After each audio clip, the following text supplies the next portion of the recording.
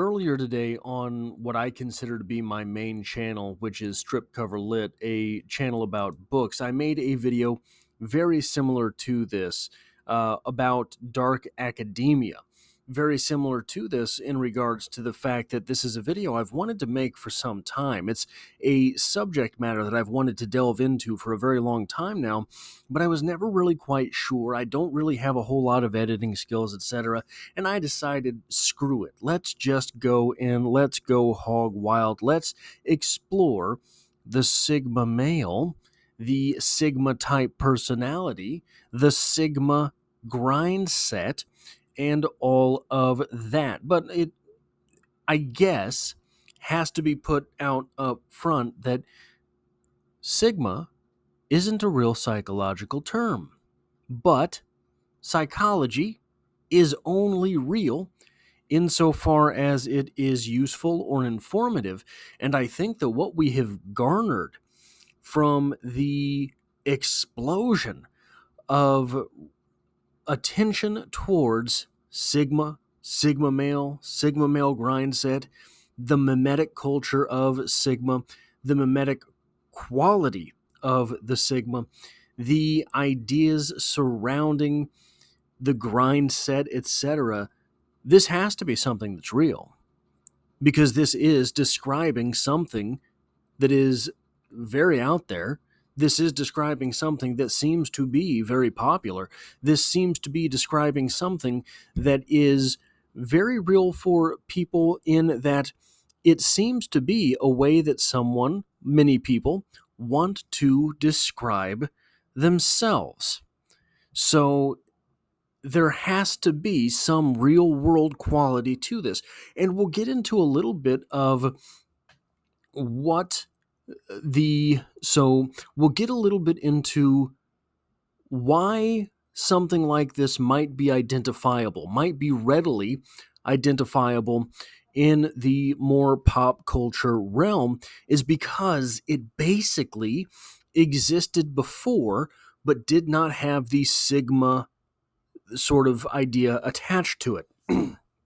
So I wanted to put this quote out there first, because this is something that I think is the core tenet of Sigma culture, of the Sigma grind set, of Sigma bro life, if you will.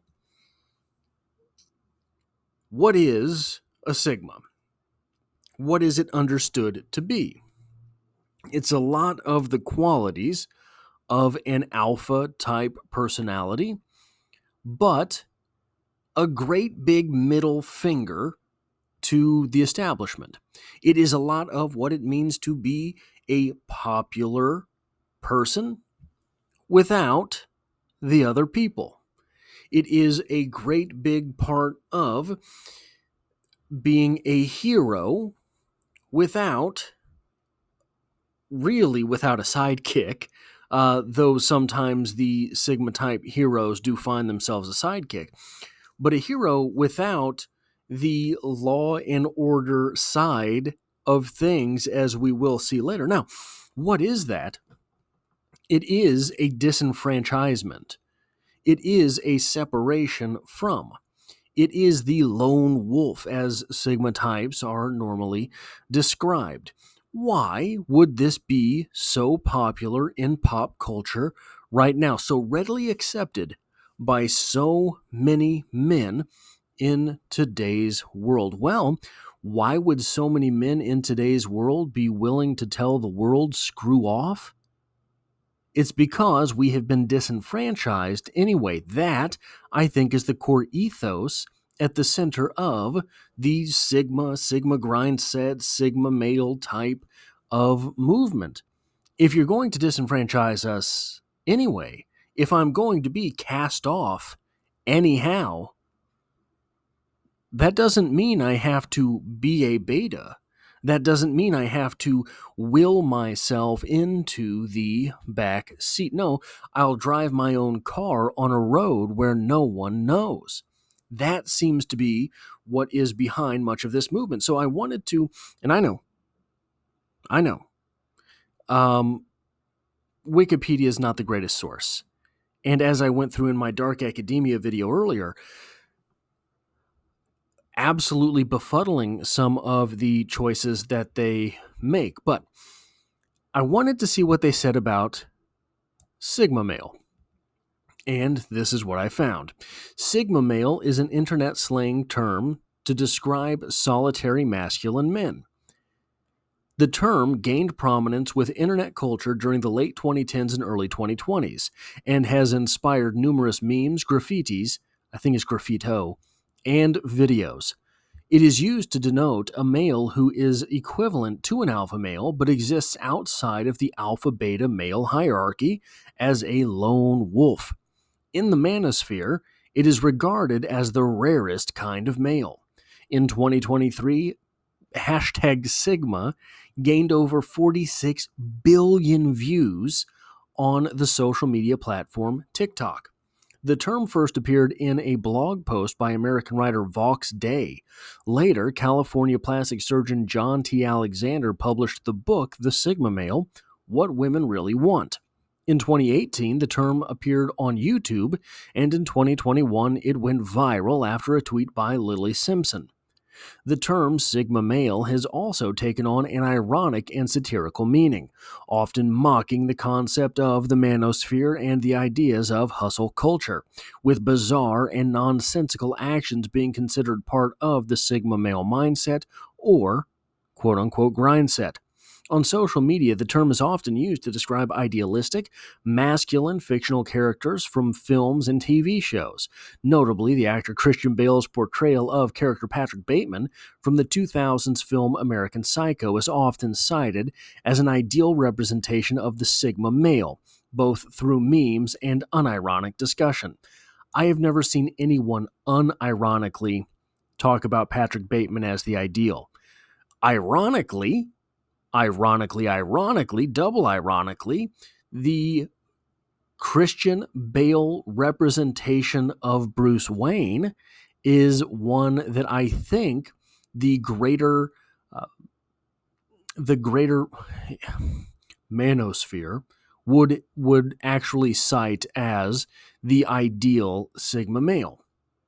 Beth Skwarecki, health editor of the weblog Lifehacker, described the Sigma male as a bullshit concept from the incel world. And of course, someone else's world has to be described to them by someone named Beth. From weblog, Lifehacker, screw off, Beth. Due to the term's attribution to fictional film characters, it has been highlighted as promoting unrealistic personality and beauty standards. What an absolutely ridiculous way to frame this, but whatever. Here's something that I am adding to this conversation. Something that I have found, and I think it is worth observing, and I think it is worth taking note of. Very often, especially in pop culture, wherever there is a Sigma personality, there is an Alpha type personality against whom he will be compared, inevitably compared. But in things that are not quite as mainstream, but are simply masculine culture, there need be no Alpha. So the Sigma can exist on his own outside of the confines of popular culture, whereas in popular culture, the Sigma has to bounce against an Alpha. Why is that? It is also worth noting that the idea of the Sigma male and the idea of the anti-hero are nearly synonymous in popular culture. Another way to think of this, pop culture is for kids. Pop culture is more childlike. Pop culture is it is popular because it is consumed by more people. Children comprising a large portion of the popularity. If children can't consume it, it is not as popular. Masculine culture, as we will see a little bit later, is for adults. Masculine, manly, man is an adult boy. So, the masculine part of things, in the man's world, there need be no alpha for the Sigma to represent something. So I'm going to go through some popular culture examples of this. The alpha in the room, in comic books, in the DC universe, is Superman. Now, one thing that's weird to note, one thing that I did not notice until I was putting these pictures together for this video, look at his posture. This is the Superman pose, right? Elbows out, hands on the hips. We know this pose. Truth, justice, and the American way. We know that pose. That's Superman, right? Watch. Here's Batman. Where are Batman's elbows? Close to the body. His hands might be wider, but his elbows are close to the body. This stance from Superman, very peacock, right? Very look at me, I am alpha. The stance from Batman here, who is the Sigma of the DC universe, right? The ultimate Sigma of the DC universe. His elbows are in, but his hands are out or forward. From where do you strike? You strike with your hands. You work. We will see the idea of competence raised later, that the idea of competence is synonymous with both the alpha and the sigma. But the hands for the sigma role are out. Elbows are out with the alpha. The hands are out with the sigma. Now, this is just one example, right? Well, here's Cyclops. What's the Cyclops stance? Right here. He's pressing that visor all the time. That's the Cyclops stance.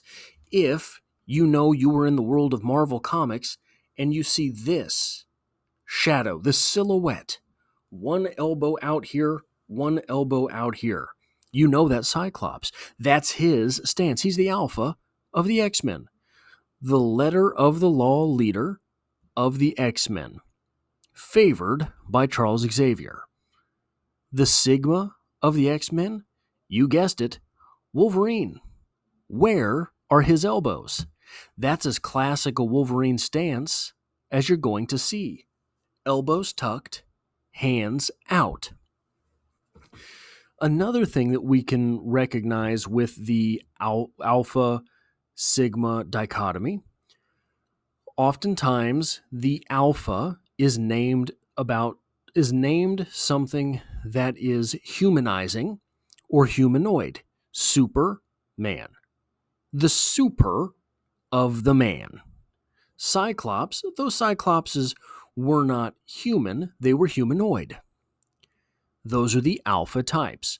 The sigma types oftentimes have dehumanizing or outright animalistic names.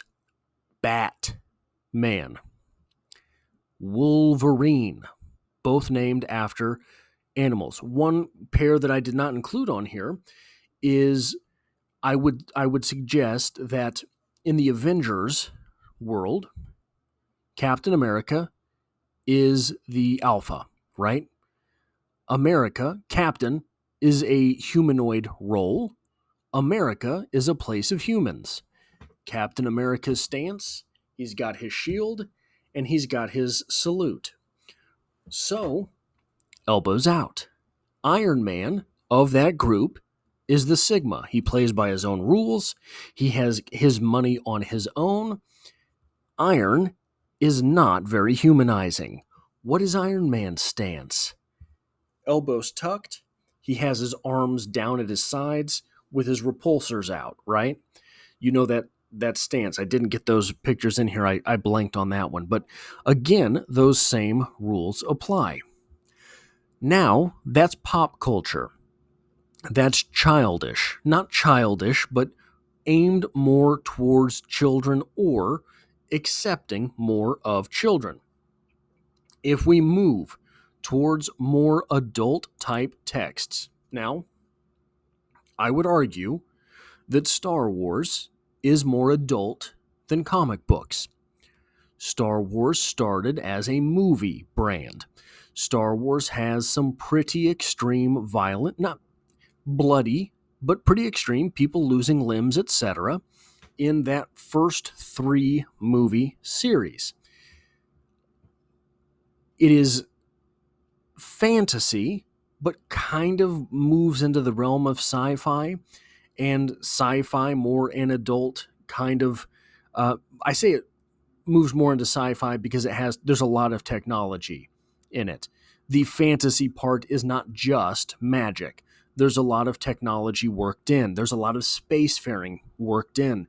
Those are normally more science fiction than they are fantasy. So I would argue that Star Wars is more aimed towards adult, not completely aimed towards adult, more aimed towards adults than comic books, than Marvel Comics.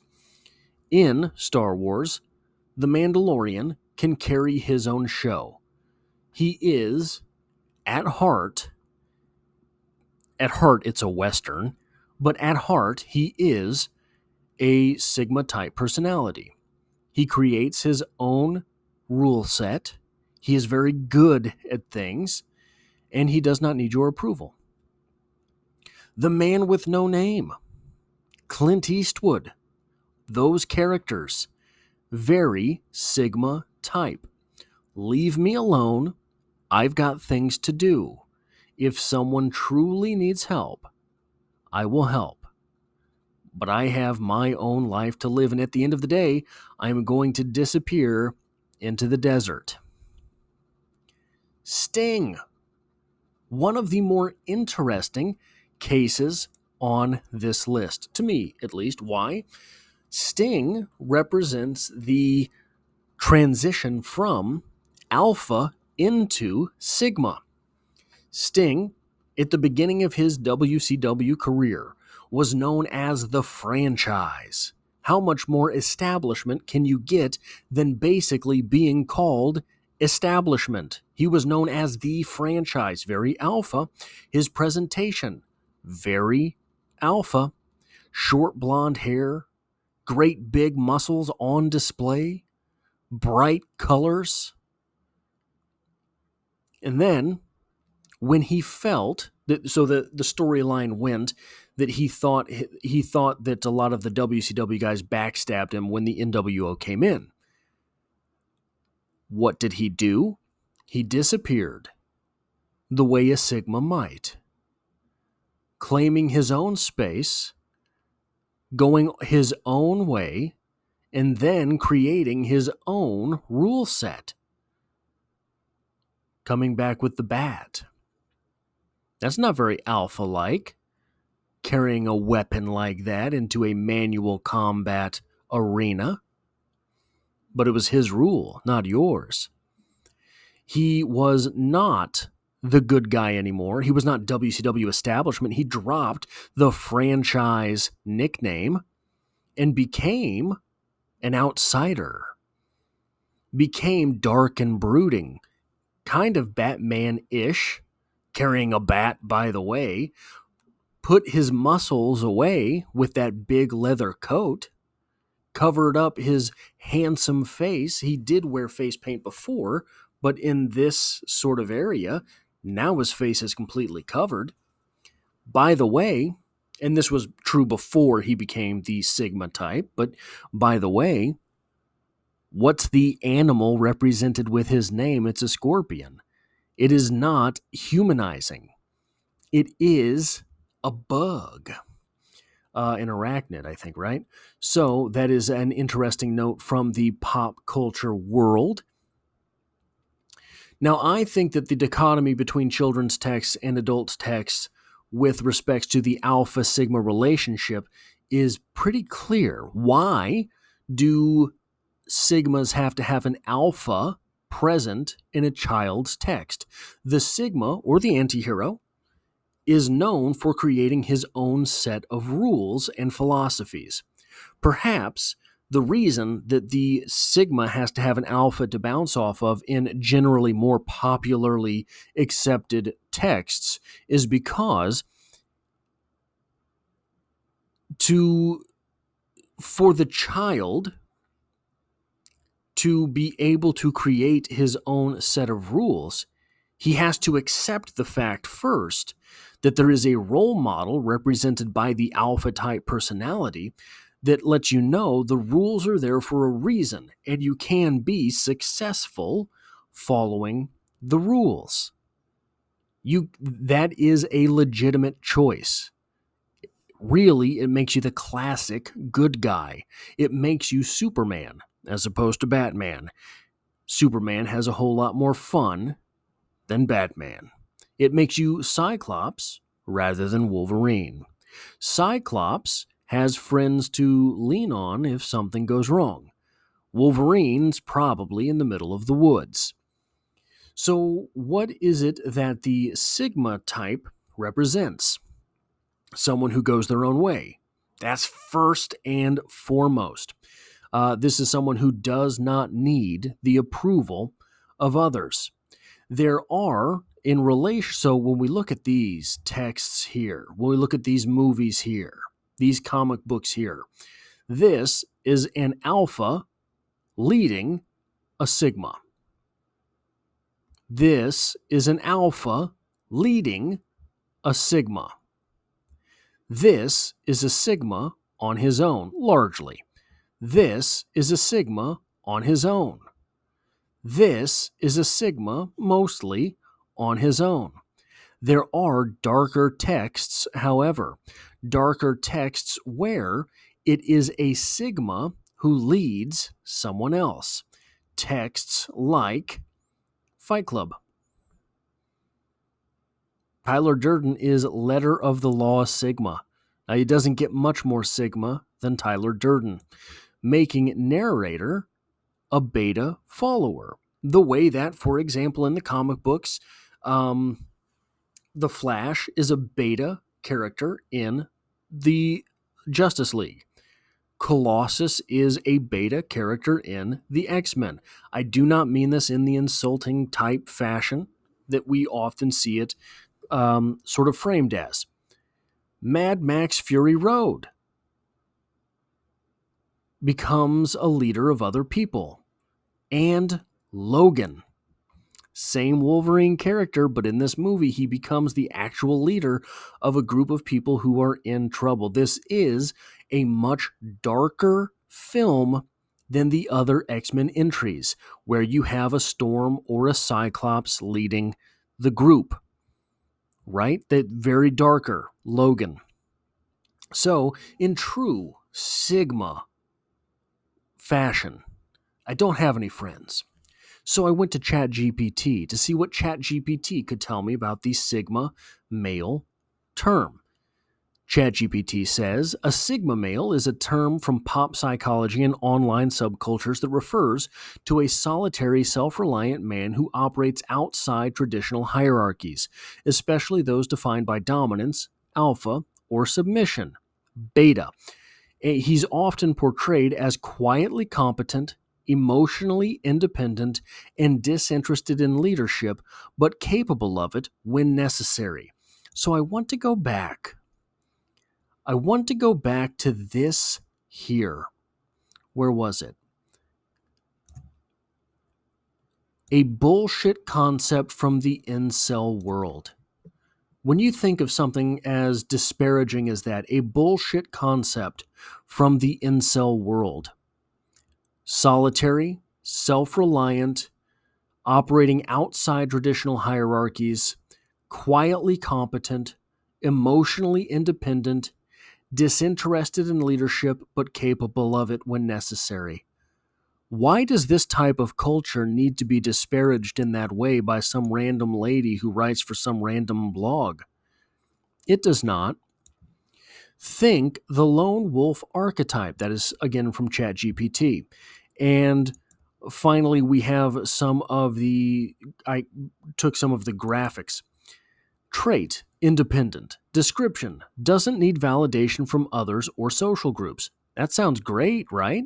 Self-sufficient, relies on his own skills, values, and intuition. Why is this getting such a bad rap?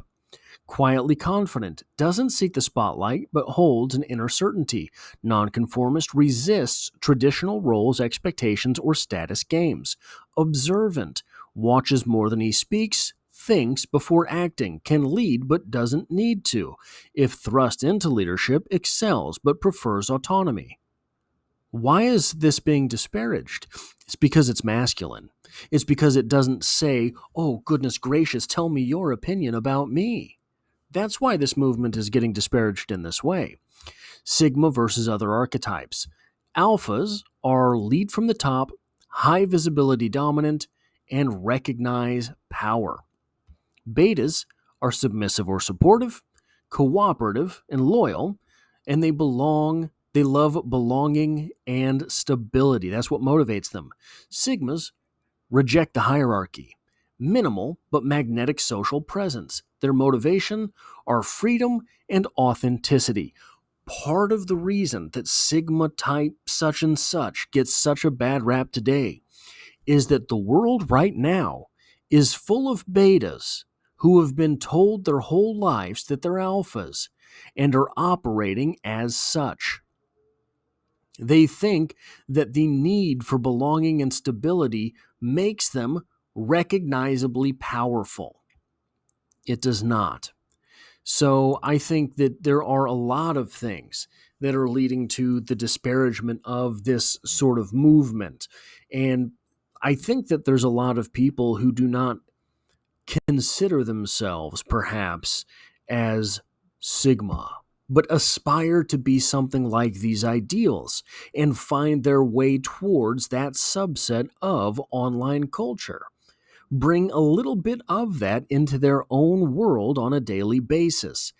And it gets disparaged. There are people who hate this sort of thing because they want nothing more than belonging. They want nothing more than the stability of their little pocket of friends. And there are those of us out there who do not care about belonging. There are those of us out there who do not care about a pocket of friends. And people who need those things feel threatened by people who do not. There is no need to feel threatened by people who do not, but they can't stand it. That, I think, is part of the reason for all of the negativity towards the Sigma mindset, Sigma bro, Sigma male type movement online.